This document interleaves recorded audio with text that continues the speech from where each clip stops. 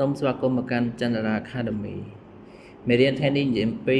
ភាពចែកដាច់នឹង7លំហាត់ទី1តើ735នេះ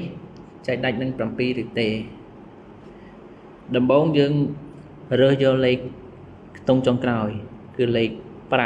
5ហើយយកខ្ទង់នោះគុណនឹង2 5គុណនឹង2វាបាន10ហើយយើងដកលេខខ្ទង់ចុងក្រោយចេញវានៅសល់73ដក10ចេញនៅសល់63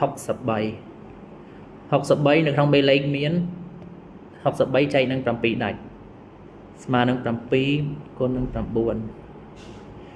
ដូច្នេះ735ចែកនឹង7ដាច់ហើយលោកគ្រូមានលំហាត់បន្តទៀត2863លេខចុងវាគឺ3ហើយបន្ទាប់មកយើងយកវាគុណនឹង2បាន6ហើយយើងលុបលេខចុងចោលនៅសល់286ដកលេខចុងវាគឺ6អញ្ចឹងនៅសល់280នេះយើងដឹងថាវាចែកដាច់នឹង7ដោយសារវាស្មើនឹង7គុណនឹង